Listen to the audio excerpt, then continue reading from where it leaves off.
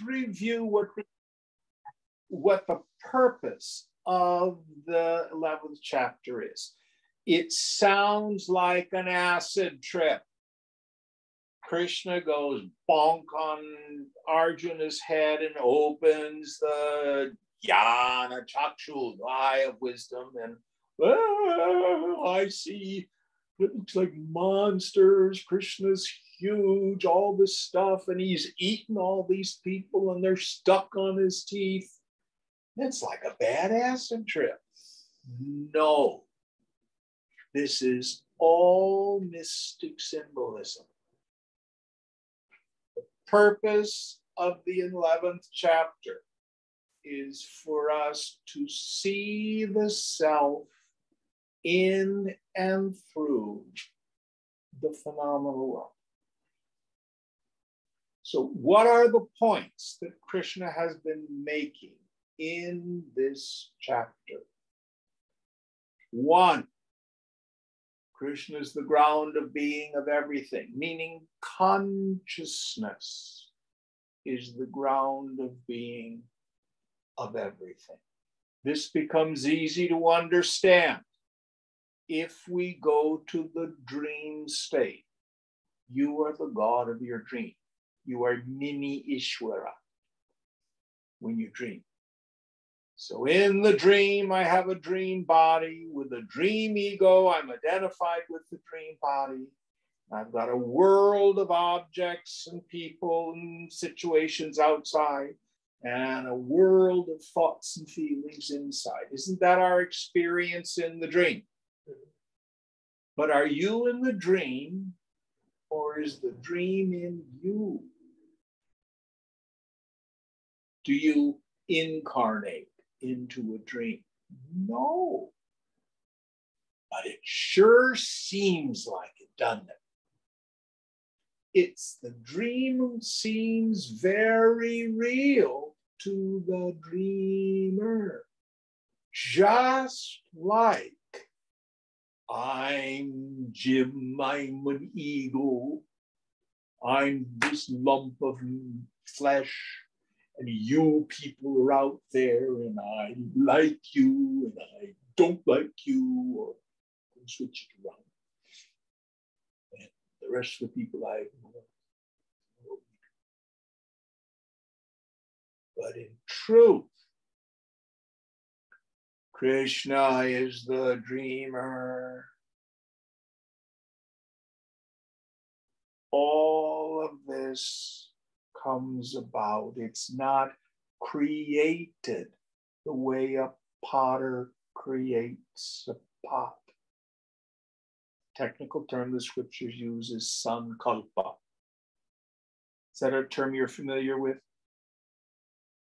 Yes, no? So I'm blind as a bat. I have macular degeneration, so I can't see you. So what? Yeah. Can you explain that? Sankalpa means wish, will, thought, intention. But the subtle meaning for us yogis, it is the process whereby imagination appears to manifest as stuff. The law of sankalpa is this. Any sankalpa, any wish, will, thought, imagination, intention, desire, all those are, it's almost impossible to translate it. Consistently maintained, that isn't contradicted or conflicted, tends towards what we call grossification. The New Agey people call it manifesting. We yogis have been doing this for 3,000 years. So yogis who are able to manifest things are reenacting what the Lord does, because we participate in it. That's a sankalpa. Now, if our sankalpas do not manifest, it means they're not consistently maintained, or they're contradicted or conflicted. And that's why we get a hodgepodge world. But the Lord's sankalpas, oh, they always manifest. They always manifest. So this is incredibly important to understand that the world is not created like a potter makes a pot, but it's like the way in which the dream comes about, microcosmically. Is that clear? It's very important, because as we go further in this work, one of the things that Krishna says, this knowledge will make you master of this world and the beyond. So this idea of having a clear intention with a peaceful mind, one of the things that makes it successful in the world. Now, the crux of the entire chapter is when Krishna says, in terms of this world, the divine form, it's called the Vishwarupa. Vishwa is the world perceived in the waking state. Rupa means form. He says, this Vishwarupa, I am all devouring Kala, time. We had the image of the sons of Dhritarashtra sticking on his teeth, and the Pandavas. They're already dead. I had killed them. You were just my instrument. So what's the point? First of all, you're already dead. You're going to die.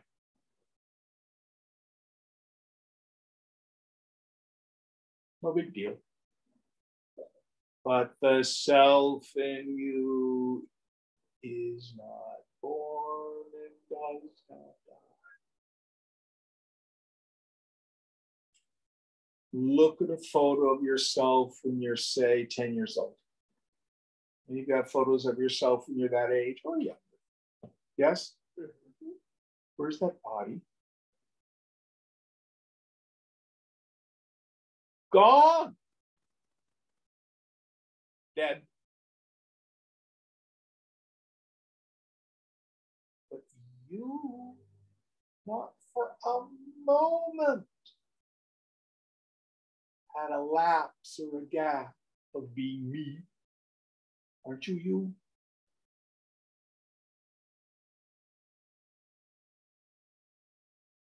And all events, all situations, all mind states are temporary.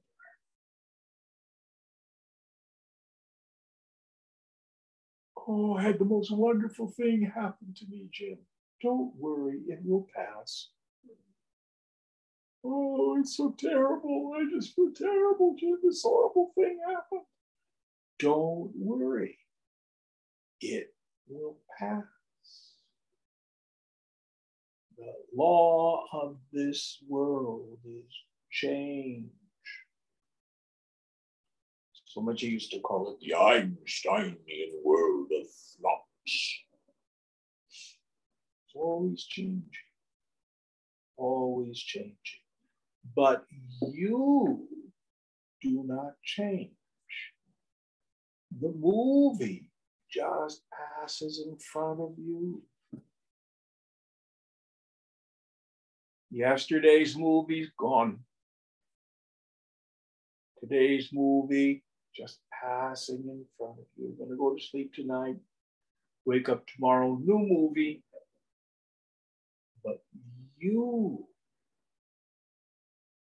nowhere, never change. Now, don't believe me. You test this. Make your mind as quiet as you can. see if you change when the world changes, when the body changes, when your feelings change, when your thoughts change.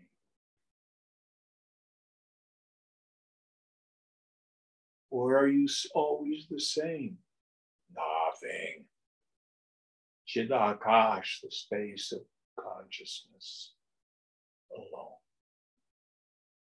We have to take it out of the realm of the theoretical or what we call indirect knowledge. Prove it to ourselves in the laboratory of our own experience. So, Arjuna is ego identified. And what does the ego do when it gets the vision of the vastness of consciousness and the total insubstantial nature of everything? Everyone and everything is going to be dust. You're going to lose everyone and everything you've ever loved or thought was important. So Arjun here gets all upset. I can't stand it. Make it go away. He wants to go back to his ordinary ego state. Meaning he wants Krishna here to appear in his normal form. All right, going on with our verse. Verse 43.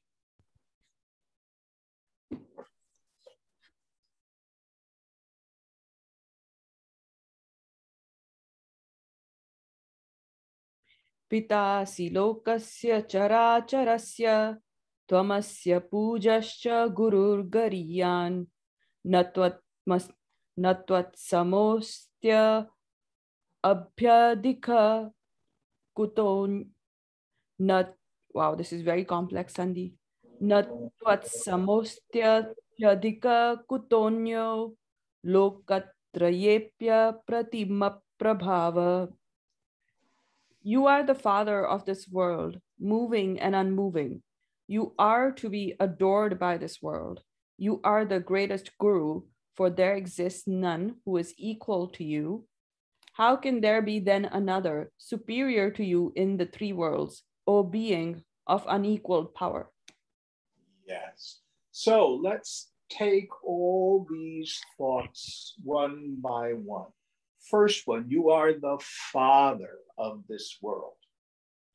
That doesn't mean that God is an old man with a long beard like on the ceiling of the Sistine Chapel. It's not what it means. When we think of father, we think of progenitor. How did your body come about? Your mother and father did the mufti-pufti. The egg and the ovum, or the sperm and the ovum got together, and out came a baby. From the standpoint of yoga, the cause of all this is what we call karma. Each of us experience life today, are product of karma, as the result of actions and thoughts from yesterday, metaphorically. They sow vasanas, deep impressions in us, which impel us into new activity. So if today's actions were caused by my vasanas from yesterday, and yesterday's actions were caused by the vasanas created the day before that, I'm simplifying it here. And before that, before that, before that. Where did it all Where did the first vasana come from?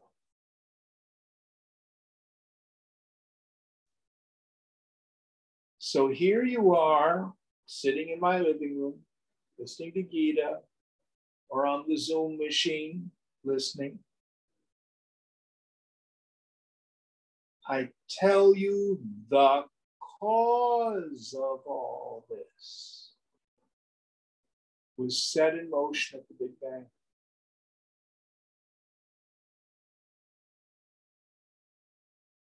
And in order for you to be here, we had to have supernovas.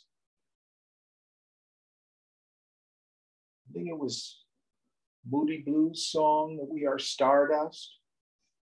Is that it? Can't remember. But where did all the heavy elements that make up your body come from? Exploding stars. Billions of years ago, stars had a supernova. So there would be elements for your body to come into existence. All of it was set in motion at the Big Bang, the beginning. Now, so what?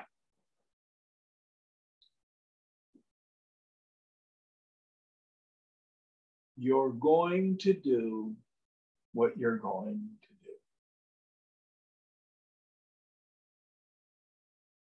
You don't have to worry and gnaw on your choices like a dog with a bone. So, for example, Fang was telling me she's going to have a conversation with a coworker. You either will or you won't. And whatever the result is set in motion at the beginning of time.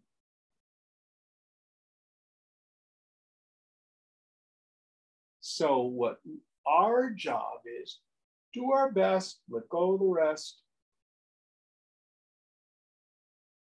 and don't try to compete with God. It's all going to work out.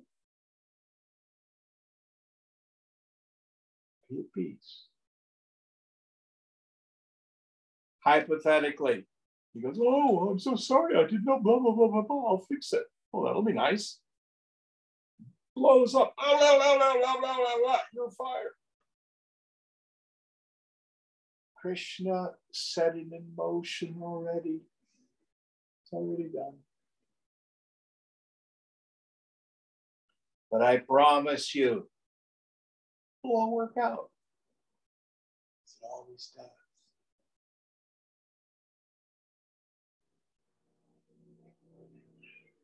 Even dying is completely safe.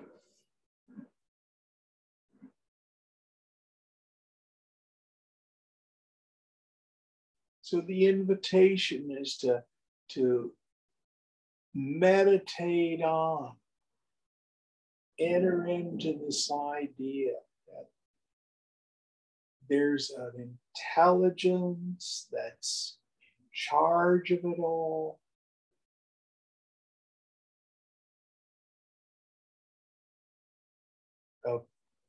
There's a book in the Hebrew Bible called Job, the book of Job. Are you familiar with the book of Job? Yeah. And at the end, Job says, why? Why? Because he suffers a lot. What does God say?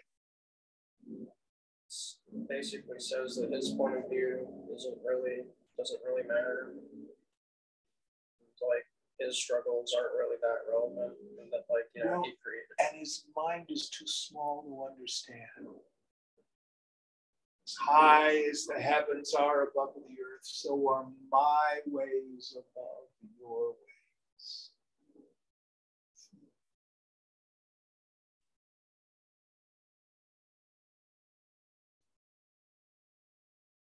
But we find that if we let go of competing with God,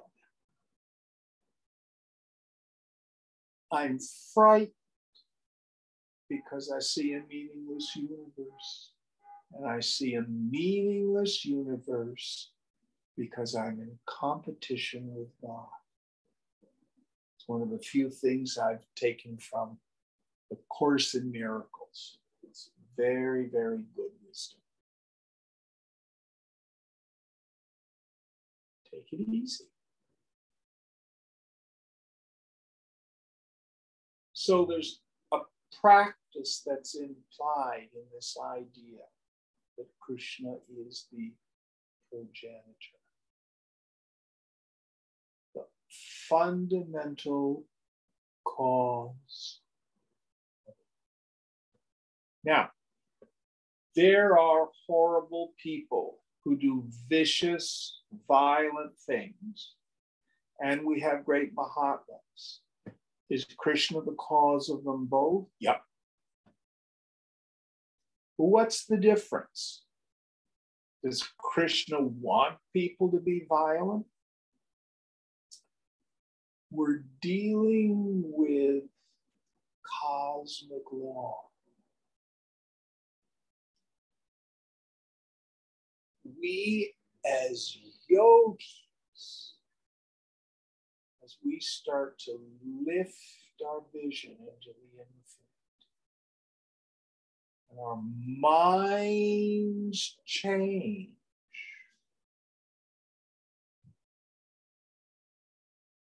all of a sudden we start to experience the world very differently. And that's part of the process too.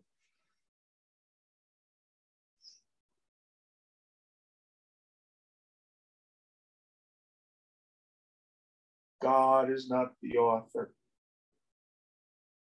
He doesn't say, I don't like the way faint hearts her hair. I think I'm going to send her tribulation. There's no such God. But if you and I, through meditation, through abhyasa practice, through jnana abhyasa, the practice of knowledge, start to lift.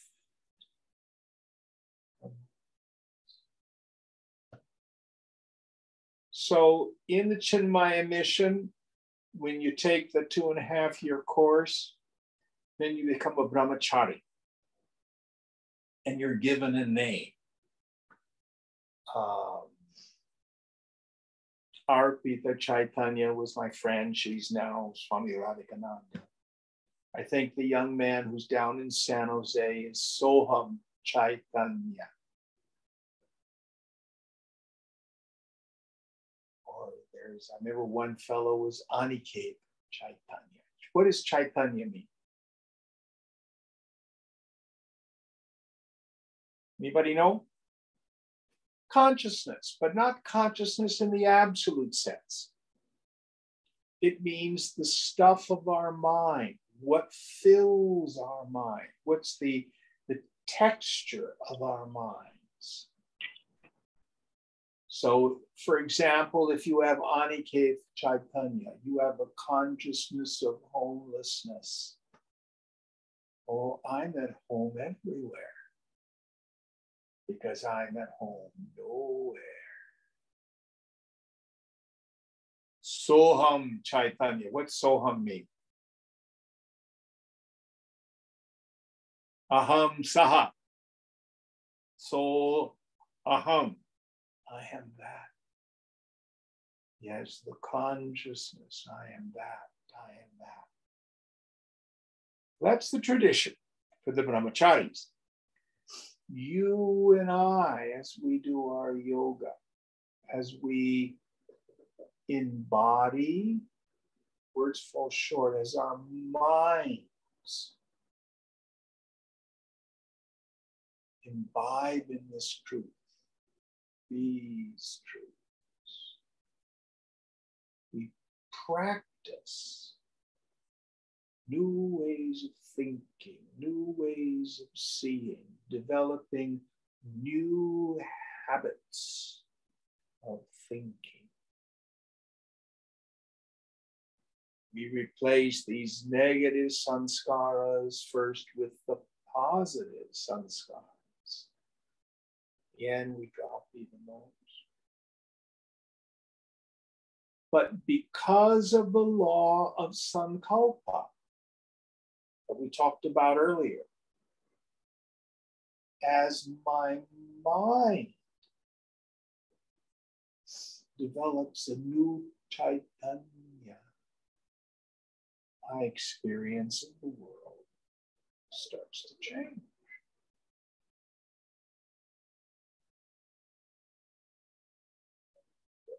Any thoughts on this?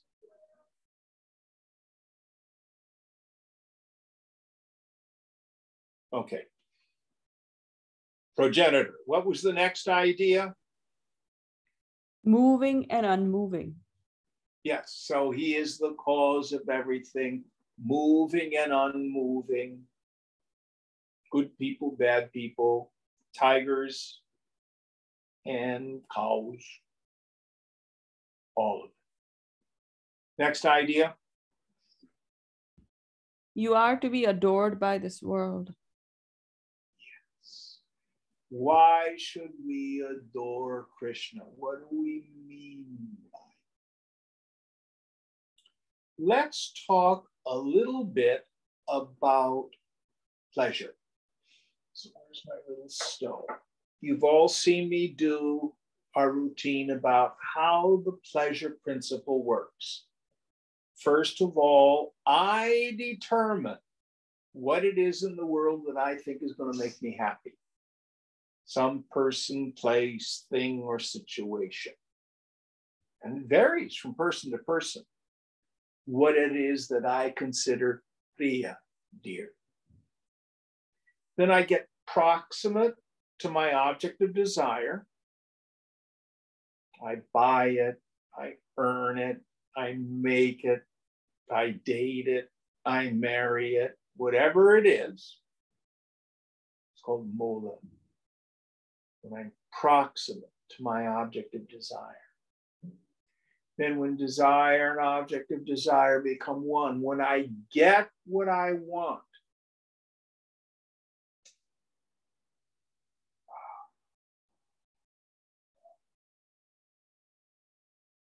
pramoda, the point of pleasure.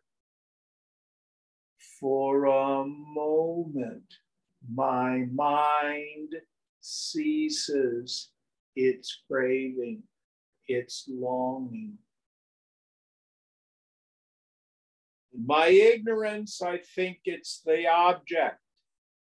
What I've really done is had a momentary taste of the bliss of the self.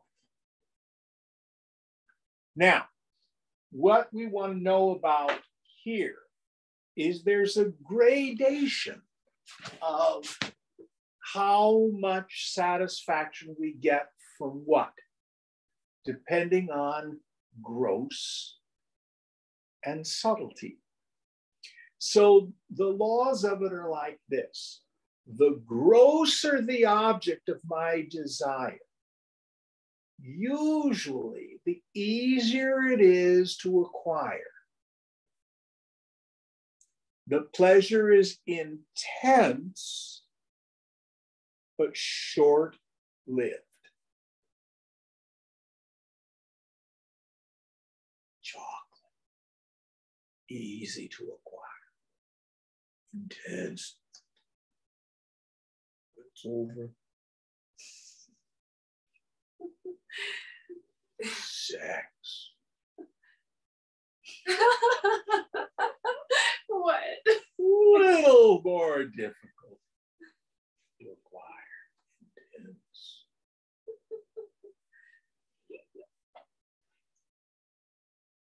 Swamiji used to say, if sex were satisfying, we'd only do it once.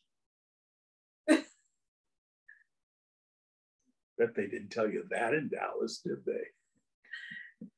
Dallas is a vast and sometimes frightening place.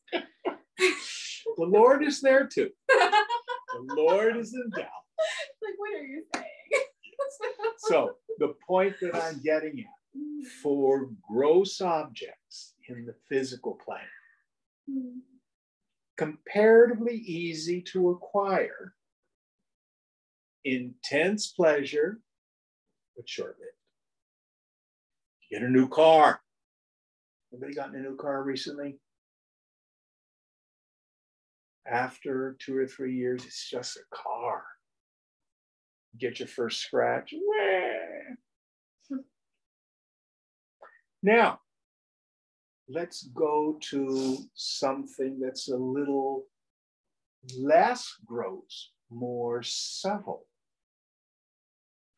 Attention, approval, affection, love. Harder to get. But when you get it, it endures a little longer. It's still thin.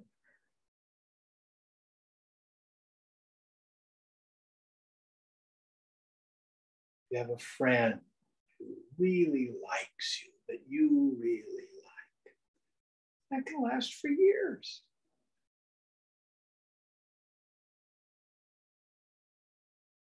And then it falls apart.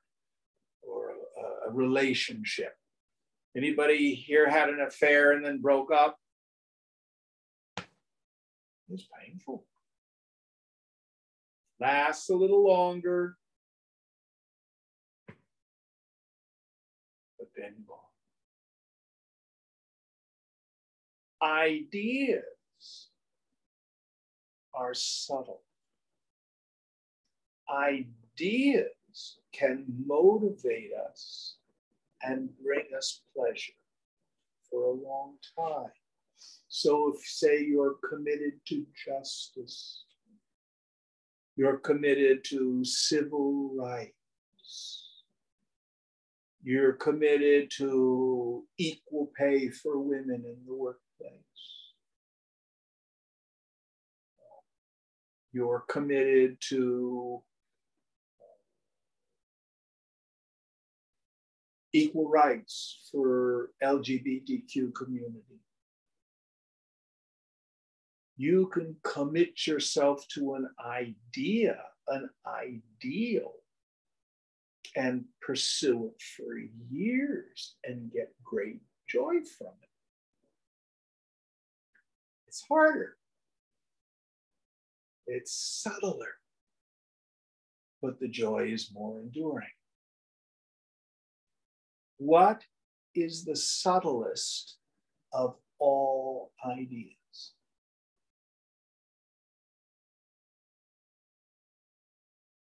Your idea of God. I want to be careful. Some of us have pretty wackadoodle ideas of God. Oh, I believe in a loving God, but I'm so afraid I'm going to be punished.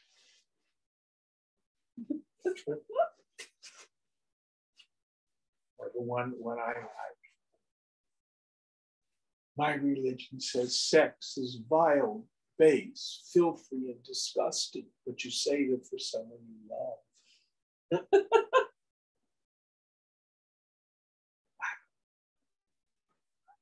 So, or as you do have a neurotic, pardon me? That's pretty great. Or do you have a neurotic God? Oh God, please, please cure Aunt Mary. So, but beg, Trevor. I love it when you beg. There's no such God. But if that's your idea of God, that's what motivates you. So if you have what we call in the tradition an Ishta Devata, wished for deity, your idea of God, God is you understand God.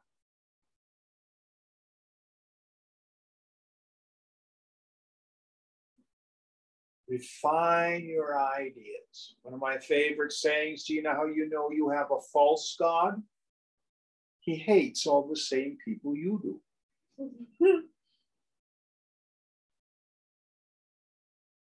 So we can get enormous happiness being devoted to God. But have a loving God. Now, even more subtle than your idea of God is yourself. Now, if you practice your yoga, do your meditation, do your vairagya, let go of your attachments to the world. In time, your mind gets subtler and purer.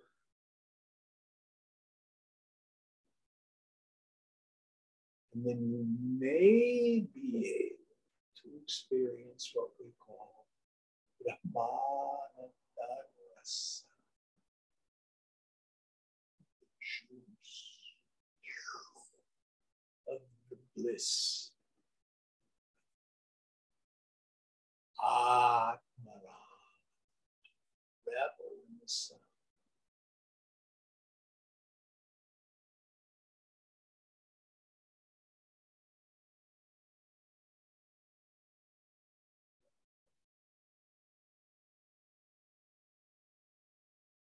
And you find in the end, yourself is the most beloved of all.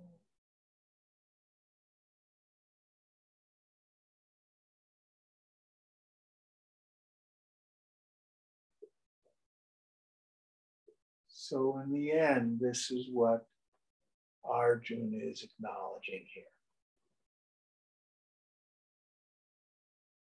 Worthy to be adored means yourself.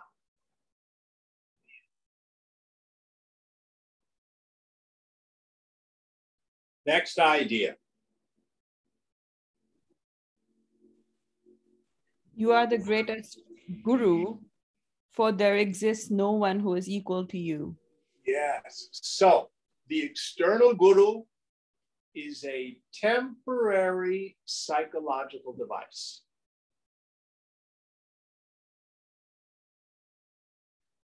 Guru literally means heavy. That's what the word means in Sanskrit. Another etymology, gu, is the root that means what's covered or hidden. We get words like guhyam, secret, guha, cave, all come from what's covered or what's hidden. So guru is that which uncovers what's hidden. I like that definition better. But the real guru is a principle that's in life and within your own heart. My best example of this, some of you have heard me tell this story before.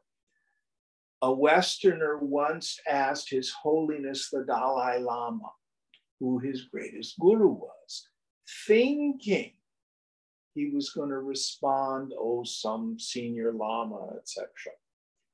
And His Holiness thought a few moments and said, Mao Zedong. You all know who Mao was, Chairman Mao?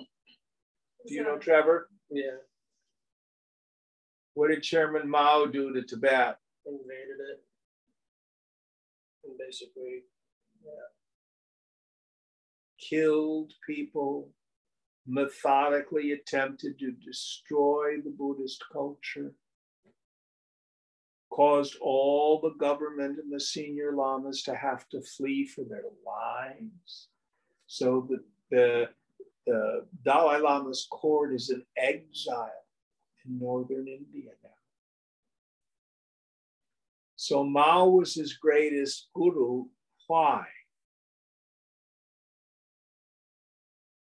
That's the person who vexed him the most. So, for example, your fellow at work that we were talking about. he vexing you? He's a good guru, Jim. He's your guru. If you have to wait in line someplace, that's your guru.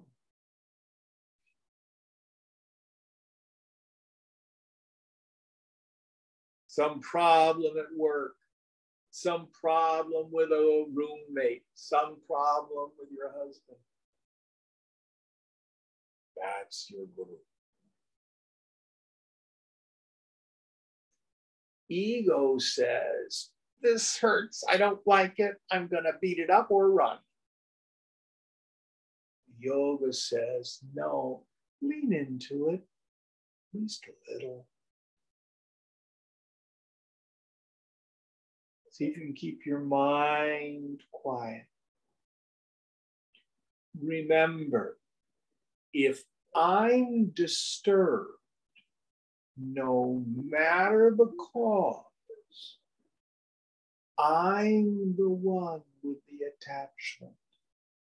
I'm the one with the control issue. I'm the one with the expectation. I'm the one who's identified. Listen carefully. I did not say they're right and I'm wrong. The world and its people are oftentimes wrong. But if I'm disturbed, that's another point.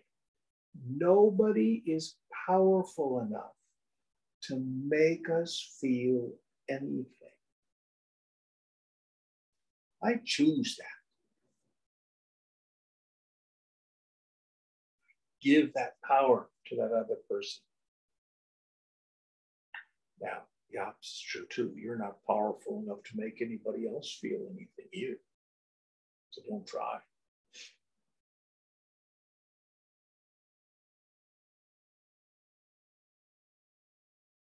So this is the greatest guru, is life itself, which is Krishna. Now, you will find in this world, issues will keep repeating themselves. I keep picking on you today only because you shared about it before class. I hope you don't mind. It's okay, Jim. But this interaction with this fellow, it's irritating, it's annoying. What other feelings, what other words would you use to describe it? Frustrating.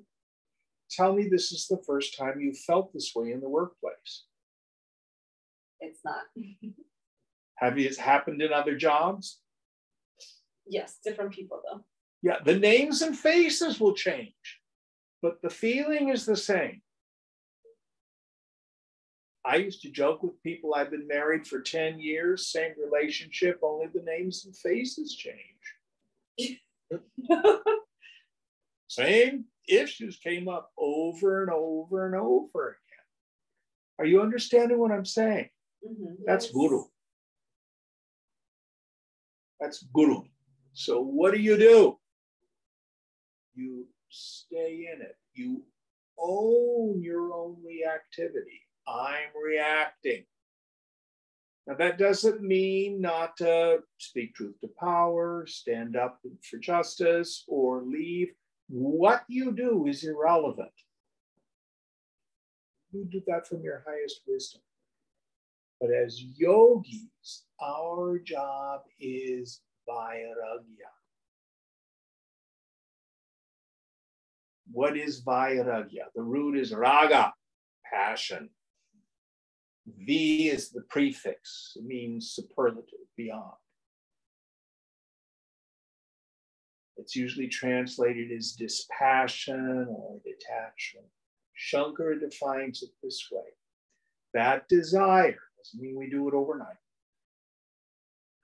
to give up all attachments to enjoyments, and by here we mean both enjoyments and aversions, gained through sense objects.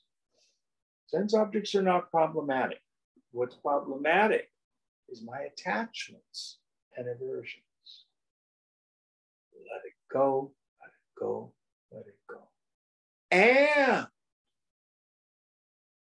my desire to give up all personal sense of self, all identification with everything from the body. I think on my body. When he says up to and including the form of Brahma, the creator. Meaning I think I'm powerful and important. Look at me. I'm the big monkey with the corner office. All that kind of business. So attachment, identification. The commitment, that's one of my major practices in life.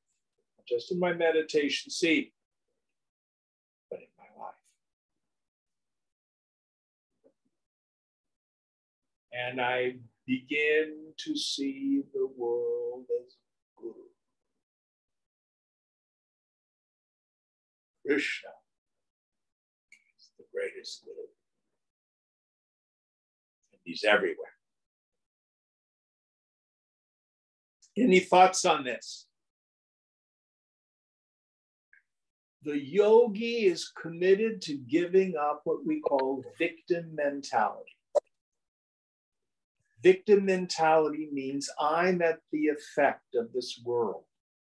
The things out there make me feel this way.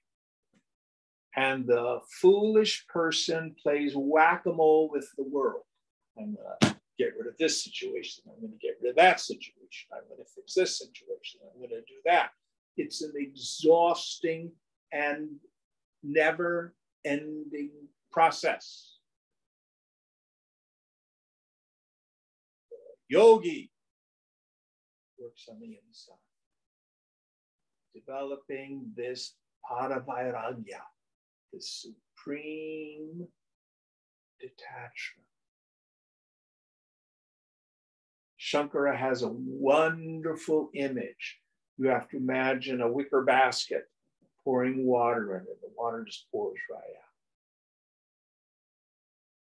It's like when you're taking your spaghetti. You all here make spaghetti? You take the pot with the boiled noodles and you hold the colander and the water just goes. It's the kind of mind you want to have. So let things pass through. Let it pass through.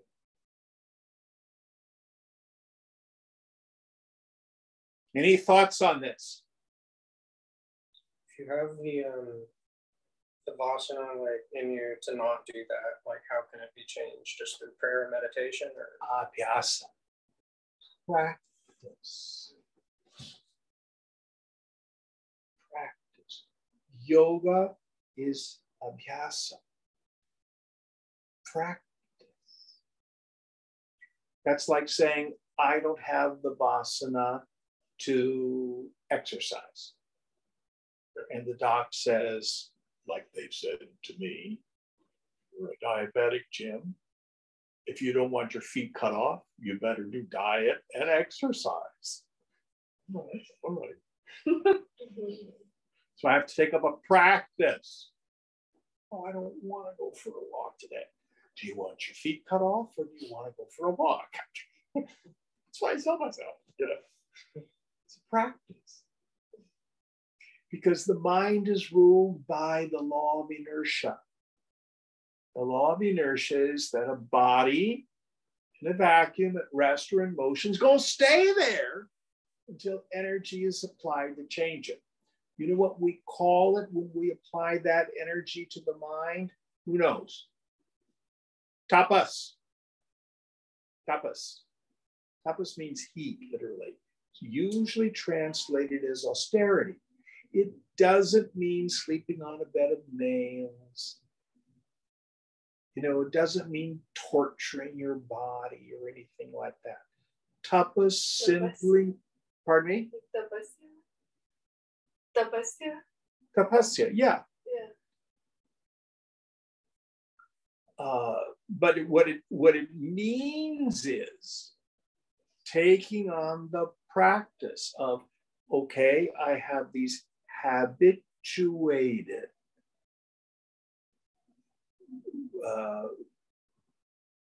grooves, sanskaras, literally in the brain.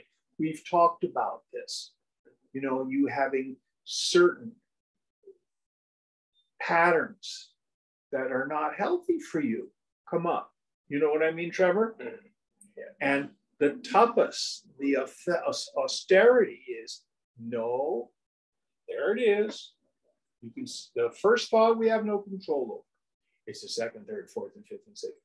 First thought, no, turn your mind. Two places you can turn it. Turn it to the Lord, turn it into helping another person.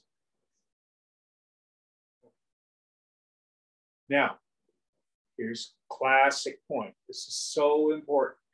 This is what doesn't work. Don't think about the elephant. Don't think about its long trunk. I don't want you to think at all about its massive tusks.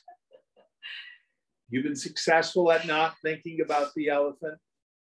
So your particular habituated thought, I'm not going to think about that. I'm not going to think about that. And then down you go the rabbit hole.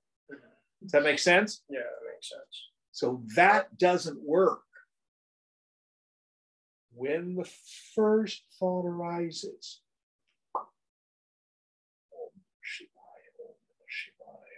what about Om Namah Shivaya? Yeah, but I'm like, no. Om Shivaya. Hello, John. This is Trevor. I need to get out of my head. Tell me about your problems. I'm not kidding you. Serve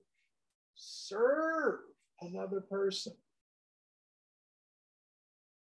Who's tried that as a tool? It's incredibly valuable.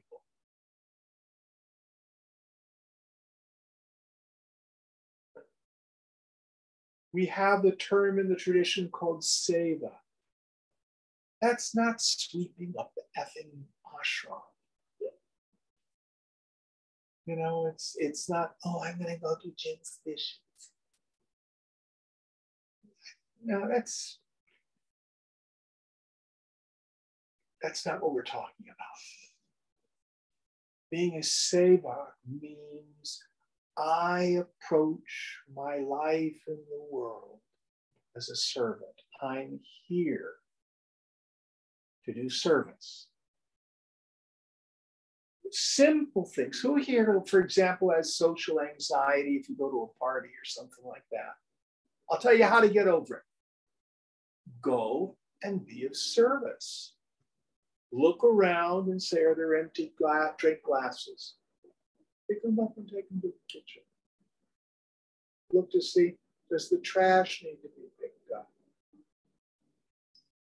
Who's done something like that? It'll get you over it. Then look for the wallflower. Look for the person who's by themselves, plastered against the wall. Go over and say, hi, I'm Jim. Who are you? How was your day? And listen, for God's sake. Just don't dump on them. It's simple stuff, but it works. It works.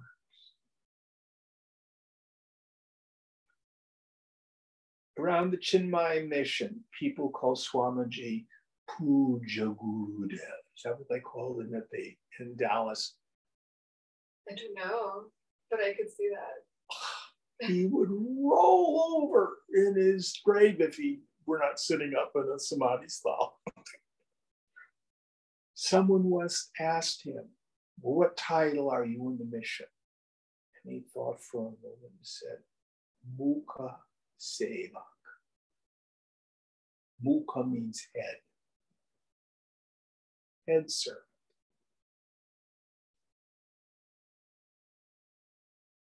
You serve others. But simply, it's one of the most powerful practices to get out of our own self-obsessed problems. Doesn't matter what the problem is. Go be of service and see what happens. All right. Did we have another idea in this verse, or did we get them all? I think you got most of the ideas. There's a little bit left. How can there be then another superior to you in these three worlds, O being of unequaled power? Yes. Next verse. Verse 44.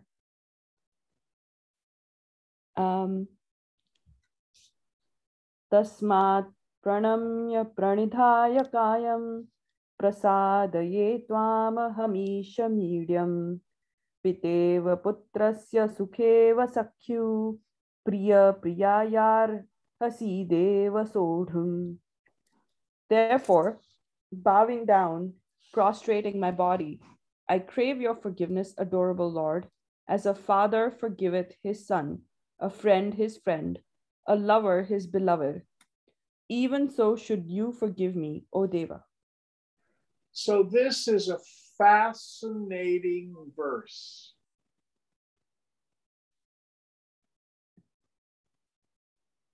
When we look into our own heart and mind, and we see our kleshas, our afflictions, when we see our doshas, when we see our defects of character, or if we've been raised in the Christian tradition, our sins.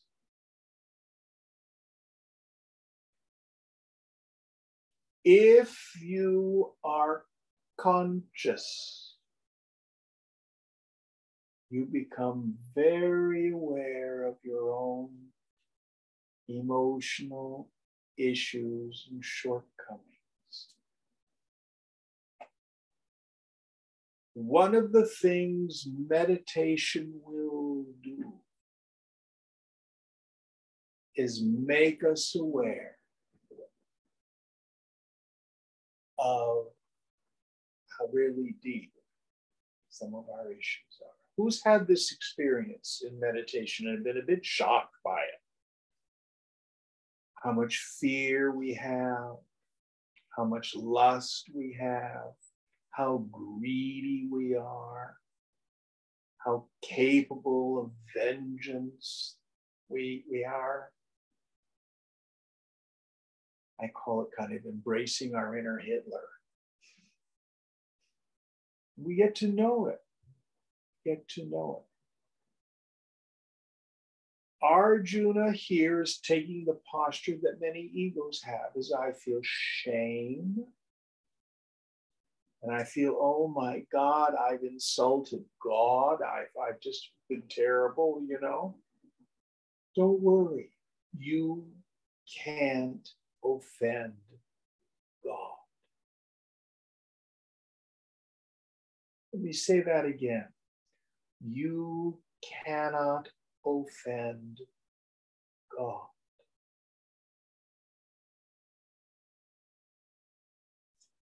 One of the oldest names for the divine we have in Hinduism is Surya. Surya is the sun. The reason I like this particular name of God is because it is the nature of the sun to shine. Whether you're a good person, whether you're a bad person, you cannot offend the sun. I think the sun is stupid. I think the sun is not the real sun. Is that going to make the sun not shine? You cannot offend God. The sunlight of the Spirit is a constant.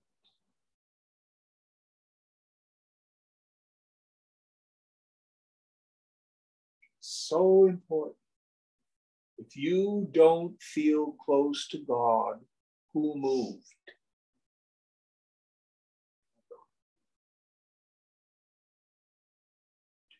Now, just as I can go outside with a bag over my head and I don't experience the heat and the light of the sun, you and I, when we're all caught up in egoism, selfishness, self-seeking, fear, dishonesty, I mean mine, I mean mine, I mean mine, give me, give me, give me, give me, give me.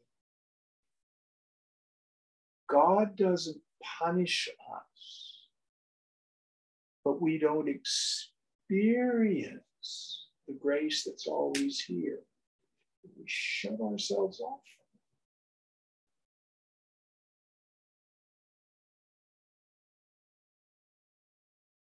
But the one thing that Arjun does do here that's intelligent, he bows down.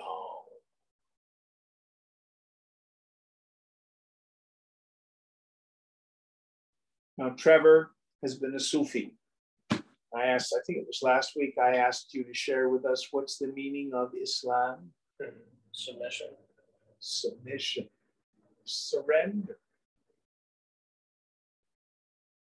You don't submit to the mullah, do you? No. You don't submit to the sheikh.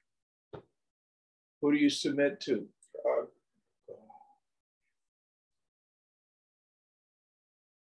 So we have the tradition in Indian culture of the prostration, the pranam, as a sign of respect.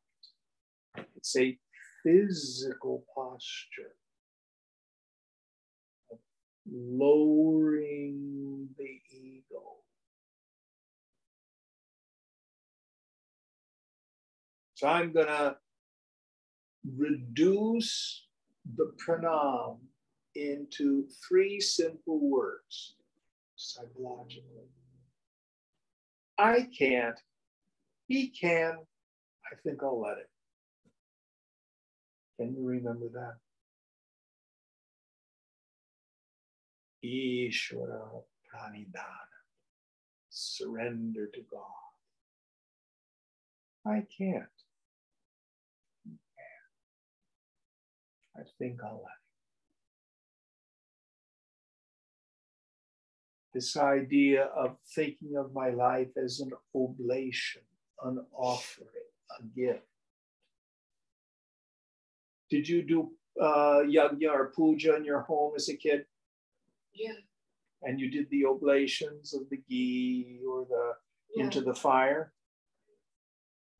See, offering ourselves to God is what that's all a symbol of.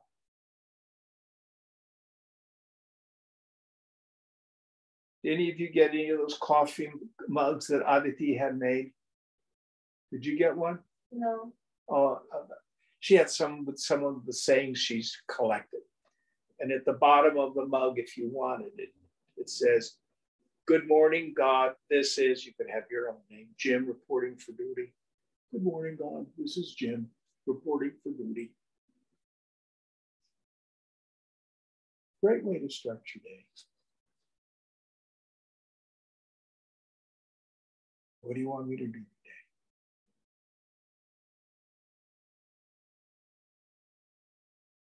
There's a wonderful prayer from Father Michael Judge. He was the chaplain to the New York City Fire Department. He was killed on 9/11.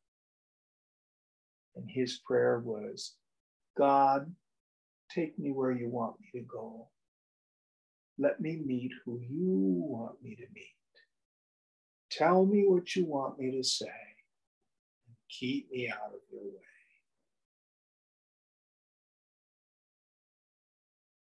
So this is the prostration. But our egos too frequently do the same thing that Arjun does. Is, "Oh, I'm a piece of poop. Oh, I can't I can't get angry or God's going to punish me. Nonsense. And we'll notice for the rest, Krishna doesn't even see it. Or as they say in the Christian scriptures, the eye of God is too pure to behold iniquity. God doesn't even see it.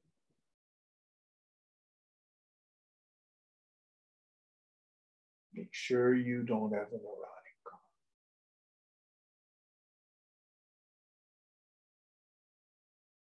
And the ego does have its response.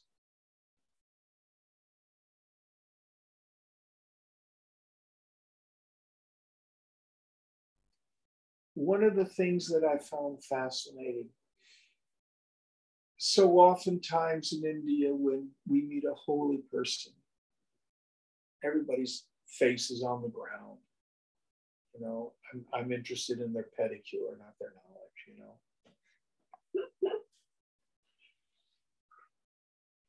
Swamiji wanted us to meet him eye to eye.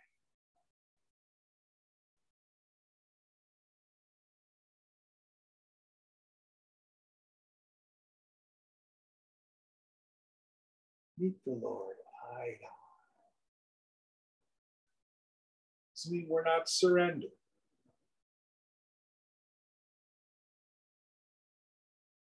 There's a difference between surrender and being servile. All right, we'll stop here. Om Purnamada Purnamidam Purnat Purnamudachyate Purnasya Purnamadaya Purnameva Vashishyate. Om Shanti Shanti Shanti. Hari Om Sri Guru Pyo Namaha. Hari Om.